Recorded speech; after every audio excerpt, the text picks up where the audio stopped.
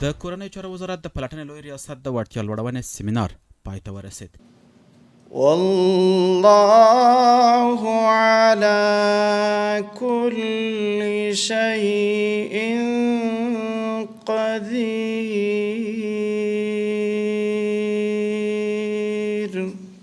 د سیمینار پای غونډې ته د کورنیو چارو وزارت اداري مرستیال الحاج ستر پاسوال مولوي رحمت الله نجیب حاجي، د امنیتي چارو مرستیال الحاج مولوي عبدالله مختار، د مقام د دفتر لوی رئیس الحاج لوی پاسوال مولوي زین الله عابر، د پلټنې لوی رئیس الحاج پاسوال مفتي محمد سالم عبرت او د یاد وزارت نور مشران راغلي وو. ملګرو دغه افتخار هم ترلاسه کړو چې په اداري او مسلکي برخو کې هغه زده کړې وکولې چې دوی ته د خپل کار په جریان کې پکارېږي، ضرورت ورته احساسېږي. موږ انشاءالله مطمئن یو استادانو، ملګرو، مسؤلینو په دې باره کې خدمات وکول. الله تعالی دې د هغې خدمات قبول کړي. د کورنیو چارو وزارت اداري مرستیال غونډې ته وینا وکړه او د 14 ولایتونو د پلټنې آمرین او مدیران یې رښتیني او د قدر وړ کسان یاد کړل. ته په دې جامعه کې په دې وزارت کې د مالګې حیثیت لري، په تا باندې دا وزارت ساتل کیږي، په تا باندې د وزارت نوم لوړیږي. تاسې هغه کسان یاست چې د تاسې په توسط باندې که څوک په دې اداره کې فساد کوي نو فساد به نشي کولی، د فساد مخه به تاسې نیسئ. دا خو داسې اسانه کار نه ده که نه؟ نو چې یو وارې د تاسې وظیفه دومره مهمه شوه، دا په یقین سره درته وایم د موږ تاسې دا ډېرو پراتفي ادارې شته دلته، ادارې شته او دا مختلف ادارې شته. تر ټولو نه د تاسې وظیفه ډېره مهمه او خطرناکه وظیفه ده او ډېره سخته وظیفه ده. یعنې زه له دغسې وظیفې څخه یقیني پناه غواړم، زه دا کار نشم کولی. دا د همدغسې باجرأتو، دا د همداسې باغیرتو، دا د همداسې پاکو صافو مجاهدینو کار ده.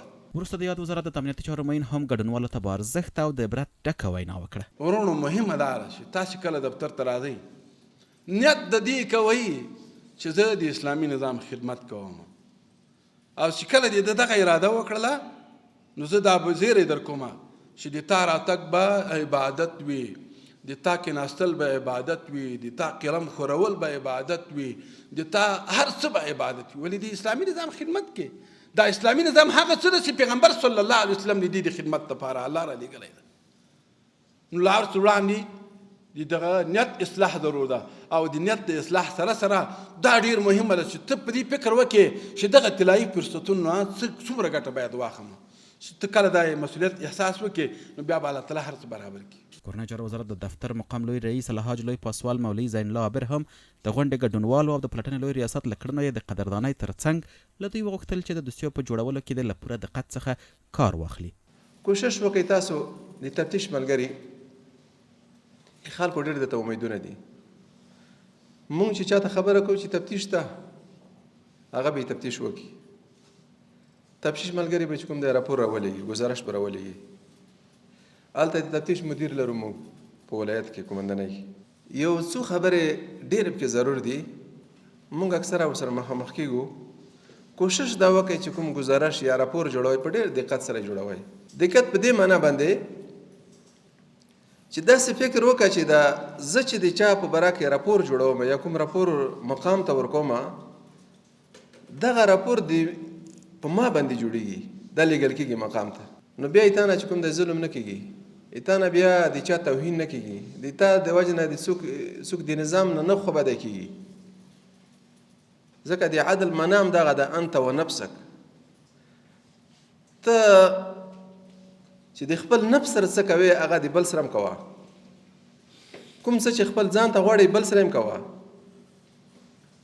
نو په دوسیو کې په راپور کې یا په حیاتۍ کې یا تاسو خپل ریاست یا مقام ته چې کوم تاسو نه کوم گزارش راځي راپور راځي ډېر دقت وکړئ.